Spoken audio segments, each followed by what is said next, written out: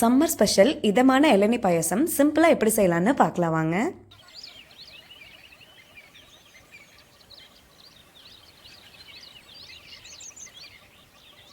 பாயசம் செய்யறதுக்கு முதல்ல இளநீ தண்ணியை ஃபுல்லாக கலெக்ட் பண்ணி கொண்டு போய் ஃப்ரிட்ஜில் வச்சுட்டு வந்துடலாம்.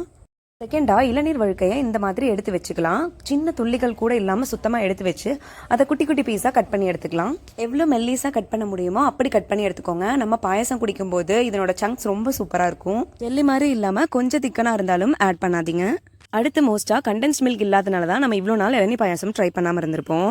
2 கிளாஸ் பாலுக்கு 1 கிளாஸ் சக்கரை போட்டு மீடியம் லோ ஃப்ளேமில் ஹீட் பண்ணும்போது பால் நல்லா திக்கன் ஆகி வரும். பால் கோவாக்கு முந்தின ஸ்டேஜ் பால் நல்லா பிசுபிசுன்னு இருக்கும்போது இறக்கிடலாம். அதை அப்படியே ரெஃப்ரிஜரேட் பண்ணிடலாம்.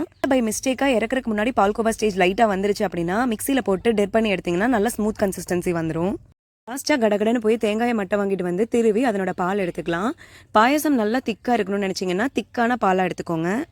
அவ்வளோதாங்க. இப்போ எல்லா இன்க்ரீடியன்ஸும் தயாராகிடுச்சு. எல்லாத்தையும் மிக்ஸ் பண்ணிக்கலாம். ஃபர்ஸ்ட் நம்ம இளநீ தண்ணியை 2 கிளாஸ் எடுத்துக்கலாம். அடுத்து அதுக்கு ஈக்குவலாக 2 கிளாஸ் தேங்காய் பால் எடுத்துக்கலாம். திக்னஸாக வேணுங்கிறவங்க இன்னொரு கிளாஸ் தேங்காய் பாலும் சேர்த்துக்கலாம்.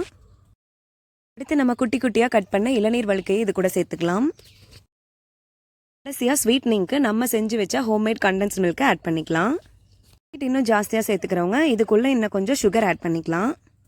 கடைசியாக நமக்கு பிடிச்ச நட்ஸ் எல்லாம் மேலே பரபரன்னு தூவி ஒரு பிஞ்ச் ஏலக்காய் போட்டு ஐஸ் போட்டு நல்லா ஒரு கலக்கி எடுத்தா சுவையான எல்லாருமே எளிமையாக செஞ்சு பார்க்கக்கூடிய இளநீர் பாயசம் தயாராகிடுச்சு. ட்ரை பண்ணி பார்த்துட்டு உங்களோட ஃபீட்பேக் அண்ட் சஜஷன்ஸை எங்க கூட கமெண்ட்ல ஷேர் பண்ணுங்க.